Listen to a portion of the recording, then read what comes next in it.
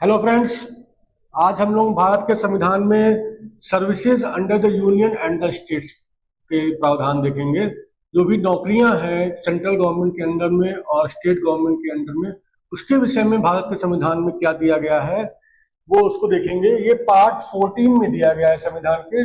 इसमें दो चैप्टर हैं, 1 और 2। ठीक है। पहला चैप्टर सर्विसेज से संबंधित है, दूसरा चैप्टर पब्लिक सर्विस कमीशन से संबंधित है। आर्टिकल्स हैं 308 से 323 तक। तो स्टार्ट करते हैं आर्टिकल 309 से। Recruitment and conditions of service of person serving the union और अ स्टेट। ठीक है। कोई भी व्यक्ति अगर केंद्र सरकार या राज्य सरकार में नौकरी लेना चाह रहा है तो उसकी रिक्रूटमेंट कैसे होगी और उसकी सर्विस कंडीशंस क्या होंगी, ठीक है, वो क्या कैसे डिसाइड होगा। इसके लिए पार्लियामेंट और राज्य सरकार, राज्य विधानसभाएं ये कानून बनाएंगी, एक्ट्स बनाएंगी। ठीक है। उससे उस कानून से रेगुलेट करेंगी। क्या करेंगी, क्या रेगुलेट करेंगी? रिक्रूटमेंट कैसे भर्ती होंगे और जो भी भर्ती होने के बाद उनकी कंडीशंस ऑफ सर्विस क्या होगी उन लोगों की। अच्छा, जब जब तक एक्ट नहीं बना है तो ये काम रूल्स बना के भी हो सकता है। ठीक है। तो कौन रूल बनाएगा? प्रेसिडेंट बनाएंगे रूल। जो भी सर्विसेज और पोस्ट है यूनियन गवर्नमेंट की, यूनियन गवर्नमेंट से संबंधित जो सर्विसेज या पोस्ट है उसके लिए प्रेसिडेंट रूल बनाएंगे और गवर्नर रूल बनाएंगे राज्य सरकार की नौकरियों के विषय में। ठीक है। तो इसमें इन रूल्स का पर्पस क्या होगा? इसमें भी वही है, रिक्रूटमेंट को रेगुलेट किया जाएगा और कंडीशंस ऑफ सर्विस जो होंगी उन लोगों की वो रेगुलेट किया जाएगा। ये रूल्स कब तक लागू रहेंगे?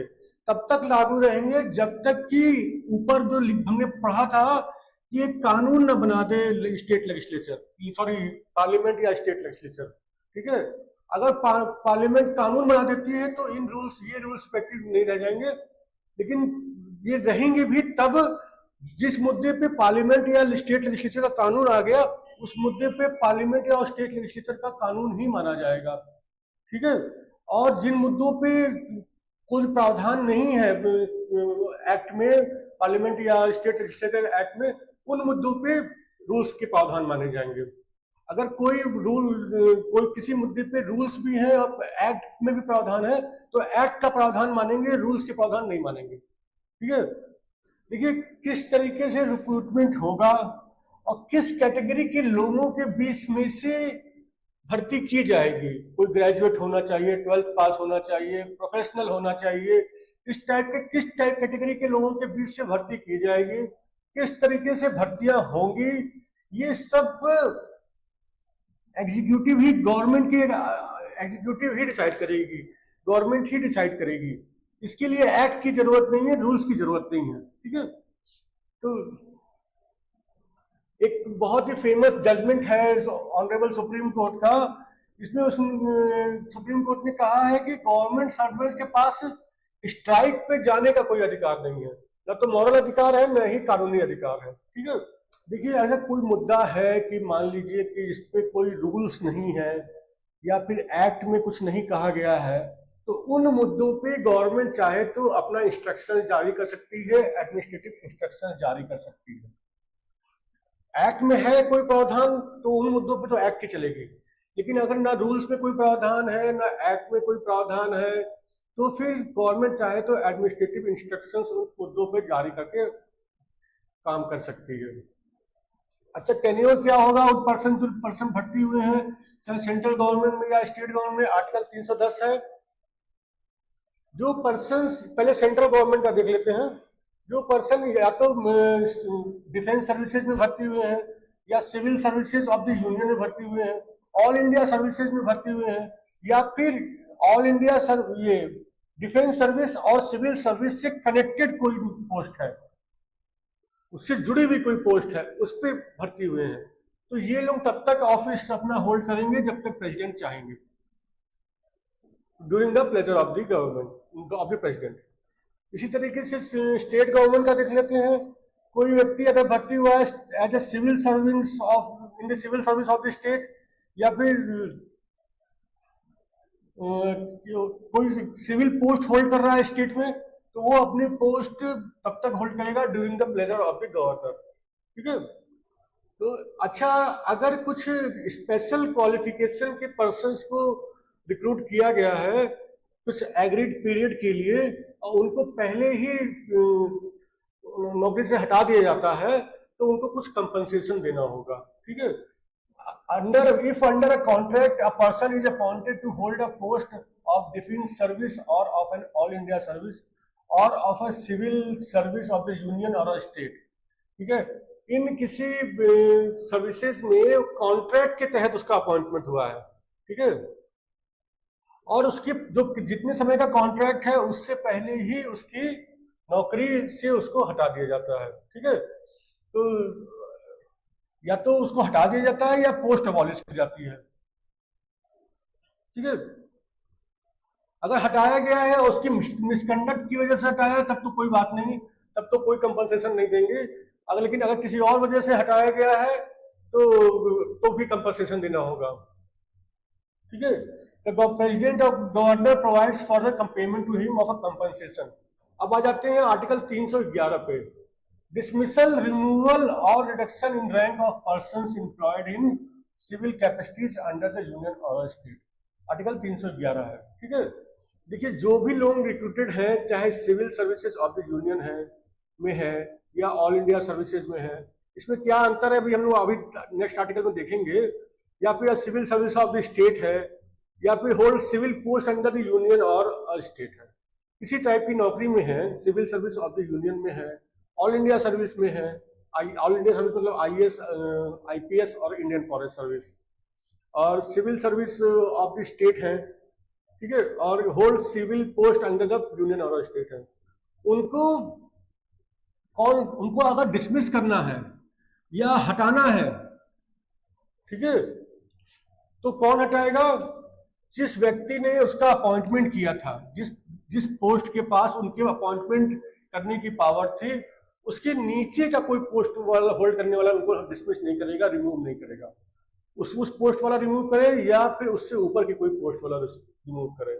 और देखिए, किसी व्यक्ति को अगर डिसमिस करना है, रिमूव करना है या फिर उसकी रैंक रिड्यूस करनी है, उसकी पोस्ट रिड्यूस करनी है, तो उसके लिए पहले इंक्वायरी करनी होगी और उसमें उसको जो भी चार्जेस उसके अगेंस्ट है, जो भी इल्जाम उसके अगेंस्ट है, उसको बताया जाएगा और उसको पूरी अपॉर्चुनिटी दी जाएगी कि वो अपना इन चार्जेस और इन इल्जामों के विषय में अपना पक्ष रखे और उसको सुना जाएगा।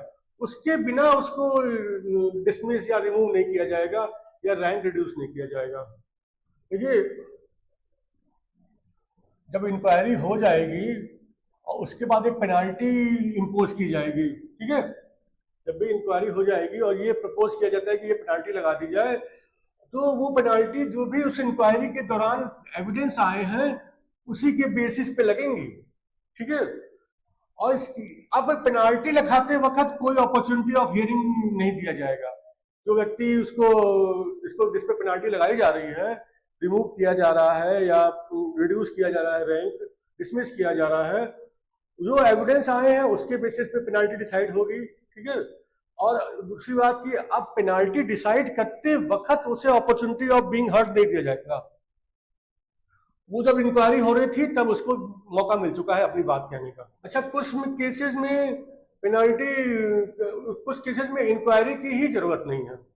अगर उसको हटाना है नौकरी से या रैंक रिड्यूस करना है तो कोई इंक्वायरी की जरूरत नहीं है पेनाल्टी लगाने से पहले।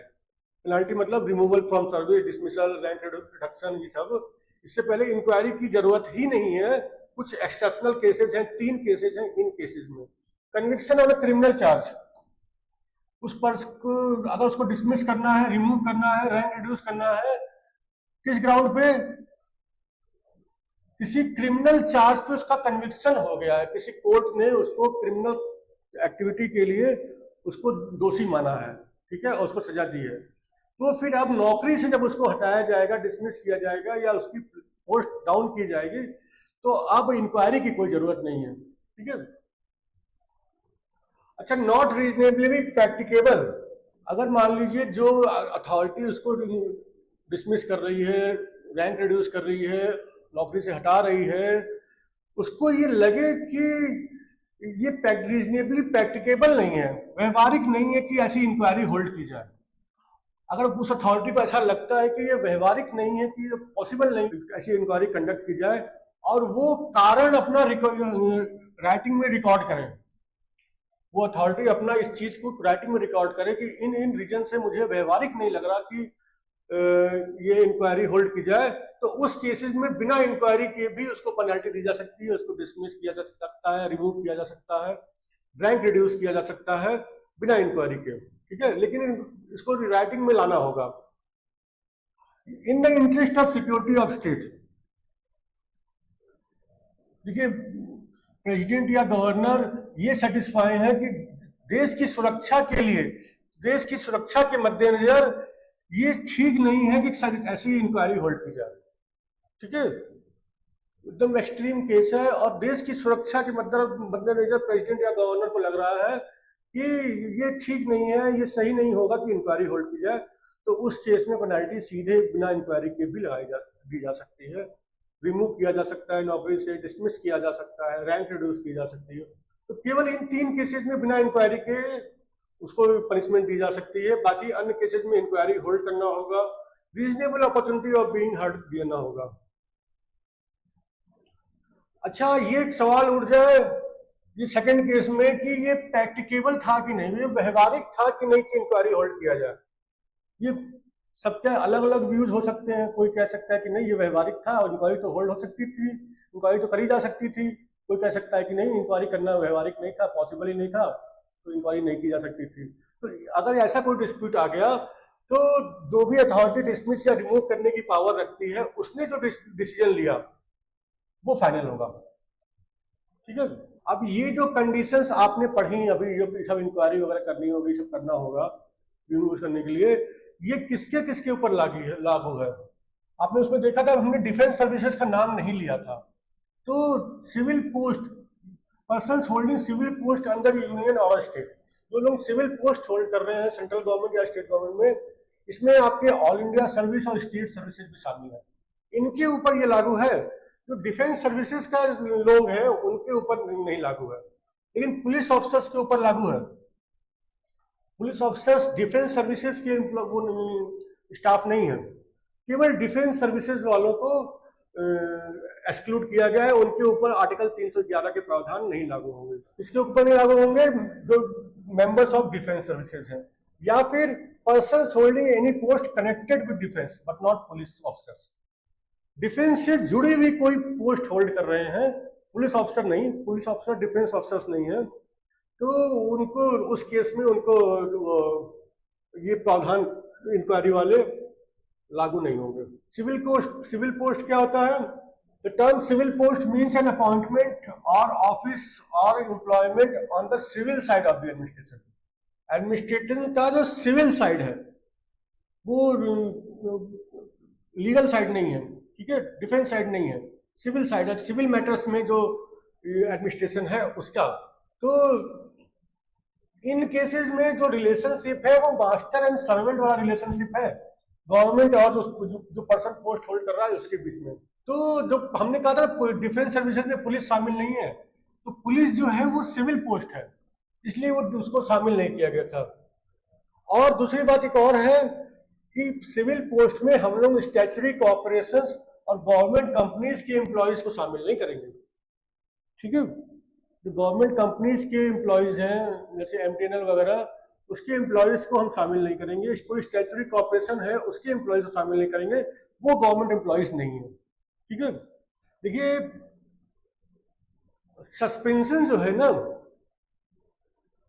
अगर नौकरी से सस्पेंड किया गया तो वो आर्टिकल 311 में कवर नहीं होगा, क्योंकि वो ना तो डिसमिसल है, ना रिमूवल है, और ना ही रिडक्शन इन रैंक है। ठीक है, तो सस्पेंशन कवर नहीं होगा। इसी तरह compulsory retirement in public interest, compulsory retirement in public interest, इसमें पूरी पेंशनरी बेनिफिट्स वगैरह सब मिलती है। ठीक है, तो इसमें कोई पनिशमेंट नहीं है, कंपल्सरी रिटायरमेंट में भी कोई पनिशमेंट इन्वॉल्व नहीं है, इसलिए भी इसमें कंपल्सरी रिटायरमेंट में भी 311 का बेनिफिट नहीं मिलेगा। अच्छा, 311 के लिए हम टेम्परेरी और परमानेंट एम्प्लॉयज के बीच में भेद नहीं करेंगे कि ये केवल परमानेंट वालों को मिलेगा, टेम्परेरी वालों को नहीं मिलेगा। ये फैसिलिटी, ये प्रोटेक्शन जो है 311 का, ये टेम्परेरी एम्प्लॉयज को भी मिलेगा, परमानेंट एम्प्लॉयज को भी मिलेगा। आइए अब देख लेते हैं ऑल इंडिया सर्विस क्या होती है। ऑल इंडिया सर्विस आर्टिकल 312 में डिफाइंड है। तो देखिए, पब्लिक सर्विसेज 3 तरीके की होती हैं: all India service, central service, state services. ठीक है, ऑल इंडिया सर्विस का मतलब जो सर्विसेज सेंट्रल गवर्नमेंट और स्टेट गवर्नमेंट के बीच में कॉमन है, ठीक है, उनको हम लोग ऑल इंडिया सर्विस बोलते हैं। तो जो लोग एम्प्लॉय इस सर्विस में है, जो एम्प्लॉयड है इस सर्विस में, वो सेंट्रल गवर्नमेंट और स्टेट गवर्नमेंट दोनों जगह जाते रहते हैं। कभी सेंट्रल गवर्नमेंट में सर्व कर रहे हैं, कभी स्टेट गवर्नमेंट में सर्व कर रहे हैं।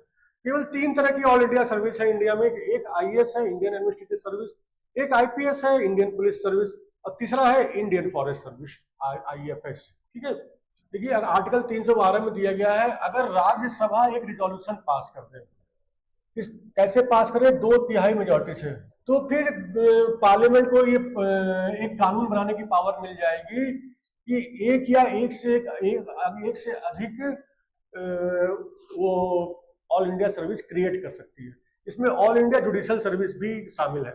ऑल्दो अभी तक कोई judicial service, all India judicial service नहीं क्रिएट की गई है, लेकिन ये शामिल है इसमें भी। ठीक है, तो फिर ये हमने अभी डिस्कस किया था कि जैसे ये सर्विसेज जो है, ये यूनियन गवर्नमेंट और स्टेट गवर्नमेंट के बीच में कॉमन सर्विसेज है। कोई भी एम्प्लॉय हो, वो कभी यूनियन गवर्नमेंट में सर्व करे, कभी स्टेट गवर्नमेंट में सर्व करे। कैडर्स होता है कि किसी को कैडर अलॉट किया जाता है, कि किसी को यूपी कैडर अलॉट कर दिया गया तो यूपी कैडर में काम करे। कैडर जो है सेंट्रल गवर्नमेंट का कोई कैडर नहीं होता है। तो सेंट्रल गवर्नमेंट को अगर सर्विसेज चाहिए उस पर्सन की, तो वो पर्सन ऑन डेपुटेशन जाएगा सेंट्रल गवर्नमेंट में, उसका कैडर वही रहेगा। लेट्स से यूपी का कैडर है तो यूपी का ही कैडर रहेगा, और वो ऑन डेपुटेशन सेंट्रल गवर्नमेंट को भेजा जाएगा और वहां पे वो सर्व करेगा। ठीक है, पार्लियामेंट के पास पावर है कि ऑल इंडिया सर्विस की रिक्रूटमेंट और कंडीशंस ऑफ सर्विस भी वो डिसाइड कर सकती है। अच्छा, अगर ऑल इंडिया जुडिशियल सर्विस बनाई जाएगी तो उसमें मिनिमम पोस्ट डिस्ट्रिक्ट जज की होगी, उससे नीचे की post all India judicial service में नहीं बनाई जाएगी। 1951 में ऑल इंडिया सर्विसेज एक्ट 1951 बनाया गया था। तो इसमें सेंट्रल गवर्नमेंट को रूल्स बनाने की पावर दी गई थी, लेकिन रूल्स बनाएंगी वो स्टेट गवर्नमेंट से कंसल्ट करने के लिए। इसलिए रूल्स बनाने के लिए regulation of recruitment and service conditions of the members of all India services, ये पावर दिया गया था। तो उसी पावर के तहत गवर्नमेंट ने ये 3 सर्विसेज बनाई हैं। आज तक कोई लॉ ऐसा नहीं बनाया गया जिसमें ऑल इंडिया जुडिशियल सर्विस का प्रावधान किया गया। ठीक है, अब आज देखते हैं फीचर्स, क्या विशेषताएं हैं ऑल इंडिया सर्विस की। देखिए, इसमें सारे रिक्रूटमेंट और ट्रेनिंग वगैरह जो है वो सब सेंट्रल गवर्नमेंट देती है। ठीक है, उसके बाद देने के बाद वो स्टेट्स गवर्नमेंट्स के पास भेज देती है कि वहां आप जाकर के सर्व करिए, और वो स्टेट कैडर होता है, स्टेट कैडर। ठीक है, अभी उन्होंने डिस्कस किया कि सेंट्रल गवर्नमेंट का कोई कैडर नहीं होता। तो अगर सेंट्रल गवर्नमेंट को उस पर्सन की सर्विसेज चाहिए तो उस पर्सन को ऑन डेपुटेशन बुलाना पड़ेगा। ठीक है, all India services jointly control की जाती हैं सेंट्रल गवर्नमेंट और स्टेट गवर्नमेंट के द्वारा। ठीक है, इमीडिएट कंट्रोल तो स्टेट गवर्नमेंट का ही रहेगा, क्योंकि उसका कैडर वही है। अगर यूपी कैडर है तो यूपी गवर्नमेंट कंट्रोल करेगी, क्योंकि उस आईएएस को वहीं पे सर्व करना है यूपी गवर्नमेंट के अंडर में। लेकिन अल्टीमेट कंट्रोल जो होगा ना, वो सेंट्रल गवर्नमेंट का होगा। अल्टीमेट कंट्रोल सेंट्रल गवर्नमेंट का होगा, क्योंकि सेंट्रल गवर्नमेंट ने ही रिक्रूट किया है, ट्रेन किया है। लेकिन इमीडिएट कंट्रोल स्टेट गवर्नमेंट का होता है। देखिए, जो ऑल इंडिया सर्विसेज के कैंडिडेट्स होते हैं, मेंबर्स होते हैं, वो सारे राज्यों के बीच बांट दिए जाते हैं। ठीक है, लेकिन उसके बावजूद ये एक सिंगल सर्विस है। हर राज्य की कोई अलग अलग ऑल इंडिया सर्विस नहीं है। ये सारे राज्यों के बीच सारे मेंबर्स को बांट दिया गया, लेकिन तब भी एक सिंगल सर्विस है। इसमें सारे पूरे इंडिया में पे स्केल बराबर ही रहेंगे, अलग अलग नहीं रहेंगे, और सारे राइट्स और स्टेटस भी बराबर रहेंगे ऑल इंडिया में। अब हम लोग पब्लिक सर्विस कमीशन देखेंगे, तो उसके विषय में क्या प्रावधान है। देखिए, पब्लिक सर्विस कमीशन यूनियन के लिए भी होता है और स्टेट्स के लिए, हर स्टेट्स के लिए भी होता है। आर्टिकल 315 में दिया हुआ है। संविधान ने एक पब्लिक कमीशन का प्रावधान किया है for the union public service commission, और एक पब्लिक सर्विस कमीशन का हर स्टेट के लिए, हर स्टेट के पास अपना अपना स्टेट पब्लिक सर्विस कमीशन है, ठीक है। तो जितने भी राज्य हैं सबके पास अपना अपना स्टेट पब्लिक सर्विस कमीशन है। ज्वाइंट कमीशन का भी प्रावधान है, दो या दो से ज्यादा राज्य एग्री कर जाएं कि उनके लिए कॉमन पब्लिक सर्विस कमीशन होगा, ठीक है। तो फिर वो एक दोनों राज्यों या 3, 4, 5 जितने भी राज्य हैं उनके लिए common single public service commission बन सकता है। लेकिन इसके लिए कंडीशंस क्या है कि उनके जो लेजिस्लेचर के हाउसेस हैं उन राज्यों के एक रिजोल्यूशन पास करें इसके लिए, ठीक है। और उसके बाद पार्लियामेंट एक कानून बनाए, एक joint state public service commission के लिए, ठीक है। उसका काम होगा उन सारे राज्यों का सर्विस की नीड्स को पूरा करना। तो एक पब्लिक कमीशन सर्विस कमीशन है यूनियन के लिए, उसको यूपीएससी बोलते हैं, यूनियन पब्लिक सर्विस कमीशन। प्रत्येक राज्य का अपना अपना स्टेट पब्लिक सर्विस कमीशन है। दो या दो से अधिक राज्य चाहे तो मिल करके एक ज्वाइंट पब्लिक सर्विस कमीशन। देखिए यूपीएससी चाहे ना तो यूपीएससी एग्री यूनियन पब्लिक सर्विस कमीशन है, वो एक राज्य की जो नीड्स हैं ये पब्लिक सर्विस कमीशन वाली, उसकी सारी नीड्स या कुछ नीड्स को भी पूरा कर सकता है, उसको सर्व कर सकता है। भले वो यूनियन पब्लिक सर्विस कमीशन है लेकिन वो चाहे तो वो कर सकता है। लेकिन इसके लिए क्या कंडीशंस होंगी? इसके लिए गवर्नर को एक रिक्वेस्ट भेजनी होगी कि हम चाहते हैं कि यूपीएससी की सर्विसेज लेना हम अपने राज्य में, और उसको परमिशन लेनी होगी। अगर प्रेसिडेंट ऑफ इंडिया परमिट कर देंगे तो फिर ये हो जाएगा। अच्छा, appointment and term of office of member, जो पब्लिक सर्विस कमीशन के मेंबर्स हैं उनका अपॉइंटमेंट कैसे होगा और टर्म ऑफ ऑफिस कितने समय के लिए अपॉइंटमेंट होगा, आर्टिकल 316 है। जो चेयरमैन है और दूसरे मेंबर्स हैं यूनियन पब्लिक सर्विस कमीशन के, वो उनको प्रेसिडेंट अपॉइंट करेंगे। स्टेट पब्लिक सर्विस कमीशन के चेयरमैन और दूसरे मेंबर्स को गवर्नर अपॉइंट करेंगे। देखिए करीब करीब आधे के बराबर जो मेंबर्स हैं पब्लिक सर्विस कमीशन के, वो उनमें से चुने जाने चाहिए जो जिनके पास कम से कम 10 साल गवर्नमेंट सेक्टर में काम करने का अनुभव हो, चाहे सेंट्रल गवर्नमेंट चाहे स्टेट गवर्नमेंट। ये डायरेक्टरी प्रोविजन है कि ऐसी कोशिश की जानी चाहिए कि करीब करीब आधे के आसपास मेंबर्स ऐसे हो जिनके पास 10 साल कम से कम 10 साल गवर्नमेंट सर्विस में काम करने का अनुभव हो, ठीक है।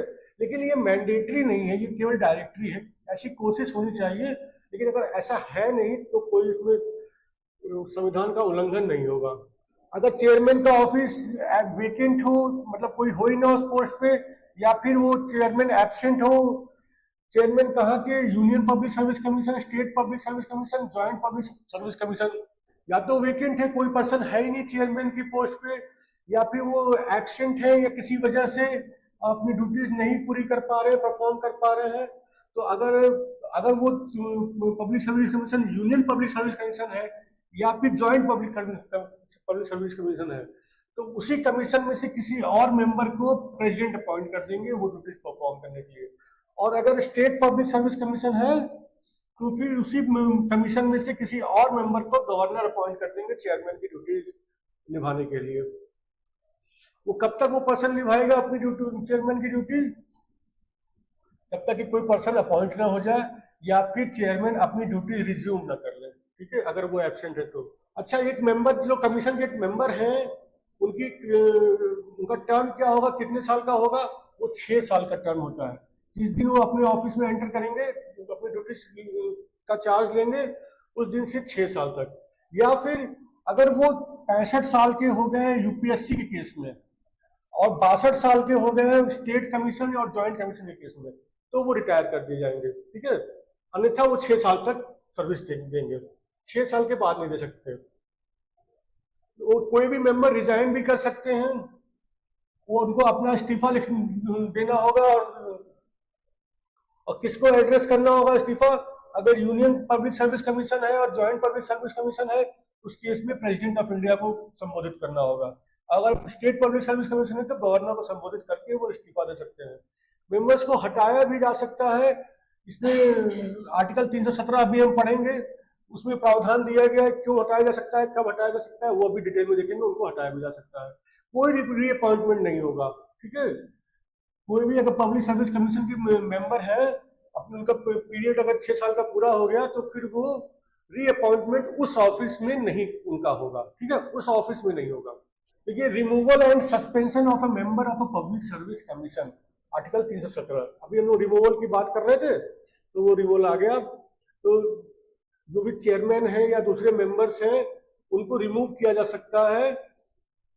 किस ग्राउंड पे रिमूव किया जा सकता है? सिर्फ और सिर्फ ग्राउंड ऑफ मिसबिहेवियर। मिसबिहेवियर को अभी हम लोग एक्सप्लेन करेंगे, मिसबिहेवियर का क्या मतलब है।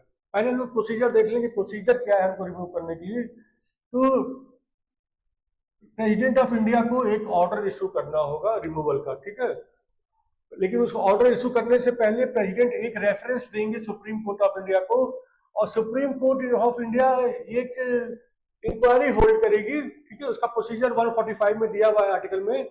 और ये फिर इंक्वायरी में चेक करेगी कि क्या उस चेयरमैन को या मेंबर को मिसबिहेवियर के ग्राउंड पे हटा दिया जाना चाहिए, मिसबिहेवियर के ग्राउंड पे हटा दिया जाना चाहिए। ठीक है, तो फिर अगर ऐसा वो रिपोर्ट देती है सुप्रीम कोर्ट ऑफ इंडिया तो प्रेसिडेंट फिर एक ऑर्डर इशू करेंगे रिमूवल का, और वो पर्सन को हटा दिया जाएगा। गवर्नर के पास कोई पावर नहीं है रिमूव करने की। वो चाहे स्टेट पब्लिक सर्विस कमीशन होगा तो भी रिमूवल का ऑर्डर प्रेसिडेंट ऑफ इंडिया ही करेंगे। ये हम लोग मिसबिहेवियर का बात कर रहे थे कि मिसबिहेवियर के ग्राउंड पे हटा दिया जाएगा। तो मिसबिहेवियर का मतलब क्या है? ठीक है, अगर वो किसी गवर्नमेंट कॉन्ट्रैक्ट, चाहे स्टेट गवर्नमेंट या सेंट्रल गवर्नमेंट, उस कॉन्ट्रैक्ट में इंटरेस्टेड हो जाते हैं, या एग्रीमेंट या कोई कॉन्ट्रैक्ट या एग्रीमेंट जो स्टेट गवर्नमेंट या सेंट्रल गवर्नमेंट के संग किया गया है, उस कॉन्ट्रैक्ट में इंटरेस्टेड हो जाते हैं, कंसर्न और इंटरेस्टेड, उनका कोई लेना देना हो जाता है किसी स्टेट कॉन्ट्रैक्ट से, सेंट्रल गवर्नमेंट कॉन्ट्रैक्ट से, तो फिर वो मिसबिहेवियर में आ जाएगा, उनको हटाया जा सकता है। या फिर इस कॉन्ट्रैक्ट में के प्रॉफिट में हिस्सेदार हो जाते हैं, चाहे प्रॉफिट में या कोई और बेनिफिट में या कोई एमोल्यूमेंट्स मिल रहा है उससे, तो वो अगर वो हिस्सेदार हो जाते हैं तो भी वो मिसबिहेवियर के ग्राउंड पे हटाए जा सकते हैं। लेकिन वो किसी कंपनी, गवर्नमेंट कंपनी के मेंबर के तौर पे कुछ रेम्युनरेशन पा रहे हैं, कुछ डिविडेंड वगैरह पा रहे हैं, तो जैसे और मेंबर्स उस कंपनी के पाते हैं, शेयर होल्डर्स पाते हैं, तो वो डिस्क्वालीफाई नहीं करेगा, वो मिसबिहेवियर का ग्राउंड नहीं बनेगा। सस्पेंशन कैसे हो सकता है उनका? देखिए, जब अगर प्रेसिडेंट उसके रिमूवल के लिए, प्रेसिडेंट ऑफ इंडिया अगर रिमूवल के लिए सुप्रीम कोर्ट को भेजे हुए हैं रेफरेंस की सुप्रीम कोर्ट इंक्वायरी कंडक्ट करे, अपनी रिपोर्ट दे, तो in the mean time president या गवर्नर, प्रेसिडेंट और गवर्नर दोनों के पास पावर है। यूनियन कमीशन और ज्वाइंट कमीशन के में प्रेसिडेंट के पास पावर है, और स्टेट कमीशन के केस में गवर्नर के पास पावर है कि उस पर्सन को सस्पेंड रख दें। ठीक है, गवर्नर के पास रिमूवल की पावर नहीं है, फिर भी सस्पेंशन की पावर है। किस पीरियड के लिए है पावर? जिस पीरियड में रेफरेंस भेजा गया है सुप्रीम कोर्ट को, और जब जिस दिन रिमूवल होगा उस पीरियड में वो सस्पेंड करके रख सकते हैं उनको। अच्छा, कुछ केसेस में सुप्रीम कोर्ट को रेफरेंस देने की जरूरत नहीं है, सुप्रीम कोर्ट के पास इंक्वायरी करने के लिए भेजने की जरूरत नहीं है। किस केस में? अगर वो पर्सन इंसॉल्वेंट एडजस्ट हो गया हो, ठीक है, या फिर engages during the term of office in any paid employed outside the duties of. अगर वो पेड एम्प्लॉयमेंट में किसी और जगह नौकरी कर ले तो उसको भी बिना इंक्वायरी के सुप्रीम कोर्ट के उसको हटाया जा सकता है। ठीक है, अगर प्रेसिडेंट को लगे कि वो पर्सन फिट नहीं है अपनी ऑफिस में कंटिन्यू करने के लिए, ठीक है, किस वजह से फिट नहीं है? इनफॉर्मिटी ऑफ माइंड और बॉडी, उसका दिमाग या शरीर इतना इस लायक नहीं है कि वो अपने ऑफिस में कंटिन्यू करे। अगर प्रेसिडेंट को ऐसा लगता है तो सुप्रीम कोर्ट को रेफरेंस भेजने की कोई जरूरत नहीं है, उसके बिना ही उसे रिमूव कर सकते हैं। अच्छा, जो रेगुलेशंस हैं कंडीशंस ऑफ सर्विस के मेंबर्स की और उसके स्टाफ की कमीशन के, आर्टिकल 318 में दिया हुआ है, उसकी बनाने की पावर के बारे में डिस्कस किया गया है। यूनियन कमीशन और ज्वाइंट कमीशन के केस में प्रेसिडेंट के पास पावर है और स्टेट कमीशन के केस में गवर्नर के पास पावर है रेगुलेशंस बनाने के लिए। किस लिए रेगुलेशंस बनाना है? Determine the number of members of commission and their conditions of service. Commission में कितने मेंबर्स होंगे, उनके सर्विस कंडीशंस क्या होंगी, उसमें स्टाफ कितने होंगे उस कमीशन में, और उनकी कंडीशंस ऑफ सर्विस क्या होंगी। इसके लिए पावर दी गई है रेगुलेशंस बनाने की। अच्छा, कभी भी एक बार किसी मेंबर को अपॉइंट कर दिया गया पब्लिक सर्विस कमीशन में, कोई भी पीएस पब्लिक सर्विस कमीशन हो, तो फिर उसके एमोल्यूमेंट्स को डिक्रीज नहीं किया जाएगा उसके सर्विस पीरियड के दौरान। अच्छा, ये एक बहुत इंपॉर्टेंट चीज है। अगर prohibition as to the holding of offices by members of commission on ceasing to be such member, कोई पर्सन मेंबर था और वो रिटायर हो गया, उसके बाद अब फर्दर वो कोई ऑफिस नहीं होल्ड कर सकता, आर्टिकल 319 है, ठीक है। अगर वो अपनी सीट से रिटायर हो गए पर्सन या हटा भी दिए गए हैं, तो चेयरमैन जो है यूनियन पब्लिक सर्विस कमीशन के चेयरमैन जो है वो किसी प्रकार का कोई एम्प्लॉयमेंट नहीं ले सकते सेंट्रल गवर्नमेंट या स्टेट गवर्नमेंट के अंडर में। Chairman of the UPSC, chairman of state public service commission, वो ले सकते हैं एम्प्लॉयमेंट, कैसे अपॉइंटमेंट ले सकते हैं एज चेयरमैन और any other member of UPSC.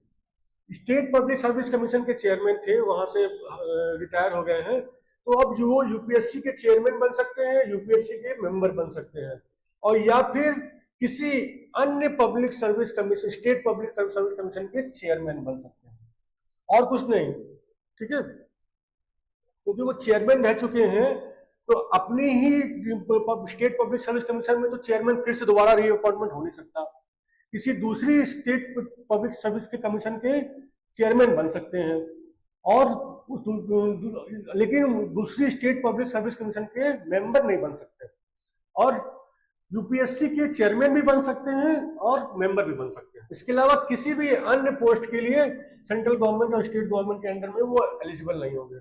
जो भी यूपीएससी के दूसरे मेंबर्स हैं, चेयरमैन को छोड़ करके जो दूसरे मेंबर्स हैं, वो अगर रिटायर हो गए तो वो यूपीएससी के चेयरमैन के लिए एलिजिबल है, वो बन सकते हैं, और स्टेट पब्लिक सर्विस कमीशन के चेयरमैन भी वो बन सकते हैं। लेकिन इसके अलावा वो कोई भी और एम्प्लॉयमेंट स्टेट गवर्नमेंट और सेंट्रल गवर्नमेंट के अंडर में, देखिए मेंबर रहे हैं ना यूपीएससी के, तो अब किसी दूसरे स्टेट पब्लिक सर्विस कमीशन में मेंबर नहीं बन जाएंगे, या तो किसी स्टेट पब्लिक सर्विस कमीशन के चेयरमैन बनेंगे या यूपीएससी के चेयरमैन बनेंगे। अगर स्टेट पब्लिक सर्विस कमीशन के चेयरमैन रहे हैं, सॉरी मेंबर रहे हैं, चेयरमैन नहीं, मेंबर रहे हैं स्टेट पब्लिक सर्विस कमीशन के, तो फिर वो चेयरमैन बन सकते हैं, चेयरमैन भी बन सकते हैं और मेंबर भी बन सकते हैं यूपीएससी के, यूनियन पब्लिक सर्विस कमीशन के चेयरमैन भी बन सकते हैं और मेंबर भी बन सकते हैं, और उसी स्टेट पब्लिक सर्विस कमीशन के चेयरमैन बन सकते हैं, और या फिर किसी दूसरे स्टेट पब्लिक सर्विस कमीशन के भी चेयरमैन बन सकते हैं, लेकिन किसी दूसरे स्टेट पब्लिक सर्विस कमीशन के मेंबर नहीं बन सकते, क्योंकि वो सेम लेवल हो जाएगा, ठीक है। इसके अलावा वो किसी भी अन्य प्रकार के कोई एम्प्लॉयमेंट नहीं लेंगे सेंट्रल गवर्नमेंट या स्टेट गवर्नमेंट के अंडर में, ठीक है। फंक्शंस क्या है पब्लिक सर्विस कमीशन का? आर्टिकल 320 है, ठीक है। इनका फंक्शन है एग्जामिनेशन कंडक्ट करना, जो सेंट्रल गवर्नमेंट की सर्विसेज है और स्टेट गवर्नमेंट की सर्विसेज है उनके लिए एग्जामिनेशन कंडक्ट करना। अगर 2 या 2 से अधिक राज्य ये रिक्वेस्ट करें कि वो उन राज्यों को union public service commission assist करे, हेल्प करे, किस लिए असिस्ट करे, हेल्प करे? Framing and operating schemes for joint recruitment. 2 या 2 से अधिक राज्य ये रिक्वेस्ट करें यूनियन पब्लिक सर्विस कमीशन को कि वो हेल्प करे तो स्कीम्स बनाने के लिए जॉइंट, 2 या 2 से अधिक राज्यों के जॉइंट रिक्रूटमेंट के लिए। कैसी सर्विसेज होंगे? ऐसी services for which candidates possessing special qualification are required. ऐसी सर्विसेज के लिए रिक्रूटमेंट करना है जिसमें ऐसे कैंडिडेट्स रिक्रूट किए जाएंगे जिनके पास कुछ स्पेशल क्वालिफिकेशन है, जैसे प्रोफेशनल क्वालिफिकेशन है या कुछ और क्वालिफिकेशन है। तो यूनियन पब्लिक सर्विस कमीशन की ड्यूटी होगी ये कि वो इस तरह की हेल्प करे, असिस्ट करे उन स्टेट्स को। इसके अलावा कंसल्टेंसी देने की भी ड्यूटी है, ठीक है। चाहे यूनियन पब्लिक सर्विस कमीशन हो, चाहे स्टेट पब्लिक सर्विस कमीशन हो, इनसे कंसल्ट किया जाएगा क्या मेथड ऑफ रिक्रूटमेंट होगा सिविल सर्विसेज में और सिविल पोस्ट के लिए, क्या मेथड ऑफ रिक्रूटमेंट होगा और क्या प्रिंसिपल्स पे अपॉइंटमेंट किया जाएगा, ठीक है, in civil services and post and in making promotions and transfers from one service to another. एक सर्विस से दूसरी सर्विस में ट्रांसफर करना है, प्रमोशन करना है, कैसे सिविल सर्विस में अपॉइंटमेंट किया जाएगा, and on the suitability of candidates for such appointment, promotion और ट्रांसफर। तो कैंडिडेट सुटेबल है कि नहीं है, इसके विषय में कंसल्टेशन किया जाएगा। ये भी फंक्शन है उनका, तो उन्हें कंसल्टेंसी देनी होगी। डिसिप्लिनरी मैटर्स पे भी कोई भी सिविल कैपेसिटी में कोई पर्सन वर्क कर रहा है तो उसके डिसिप्लिनरी मैटर्स में भी वो उनसे कंसल्टेंसी ली जा सकती है, ठीक है। इसके अलावा और भी कई मैटर्स पे कंसल्टेंसी ली जा सकती है और ये ड्यूटी होगी पब्लिक सर्विस कमीशन की कि वो एडवाइस दे, ठीक है। वो एडवाइस वो प्रेसिडेंट को देंगे या गवर्नर को देंगे, स्टेट के केस में गवर्नर को देंगे और सेंट्रल केस में प्रेसिडेंट ऑफ इंडिया को देंगे। लेकिन ये डायरेक्टरी है, मैंडेटरी नहीं है, ठीक है। ये मैंडेटरी नहीं है कि एडवाइस देना ही देना है, कंसल्टेंसी लेना कंपलसरी नहीं है। गवर्नमेंट चाहे तो बिना कंसल्टेंसी के भी वो अपना काम कर सकती है, रिक्रूटमेंट कर सकती है। तो इन मैटर्स पे अगर कंसल्टेंसी नहीं ली गई है तो भी वो ओके है, उसमें कोई दिक्कत नहीं है। इसके अलावा कुछ एडिशनल पार्लियामेंट या स्टेट लेजिस्लेचर कुछ एडिशनल फंक्शंस भी उनको दे सकती है और एक कानून बना करके किस मैटर्स पे सर्विसेज ऑफ द यूनियन और स्टेट है उसके मैटर्स पे कानून बना के एडिशनल फंक्शन भी दे सकती है पब्लिक सर्विस कमीशन को।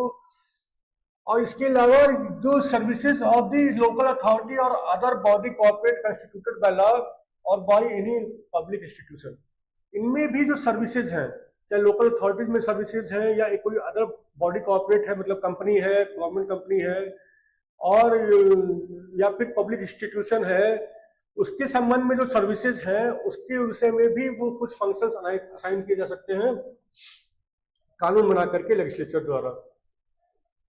जो एक्सपेंसेस हैं पब्लिक सर्विस कमीशन के, जैसे कि सारे एक्सपेंसेस, इसमें सैलरी भी शामिल है, अलाउंसेस भी शामिल है, पेंशन भी शामिल है, जो भी स्टाफ का, ये सब कंसोलिडेटेड फंड ऑफ इंडिया या कंसोलिडेटेड फंड ऑफ स्टेट पे चार्ज किया जाएगा। जो रिपोर्ट्स होती हैं पब्लिक सर्विस कमीशन की, आर्टिकल 323 ये बहुत इंपॉर्टेंट है। यूनियन पब्लिक सर्विस कमीशन को और स्टेट पब्लिक सर्विस कमीशन को सालाना तौर पे एक रिपोर्ट बनानी होती है कि उन्होंने क्या काम किया है। तो यूनियन पब्लिक सर्विस कमीशन को की रिपोर्ट प्रेसिडेंट ऑफ इंडिया को जाती है और दोनों सदन है, राज्यसभा लोकसभा, उसमें एक कॉपी रिपोर्ट की एक कॉपी प्रस्तुत की जाती है। इसके साथ साथ एक मेमोरेंडम जो एक्सप्लेन करता है कि कमीशन की एडवाइस क्यों नहीं एक्सेप्ट की गई और किस वजह से नहीं एक्सेप्ट की गई, ये मेमोरेंडम भी एक संघ में प्रस्तुत किया जाता है दोनों सदनों में।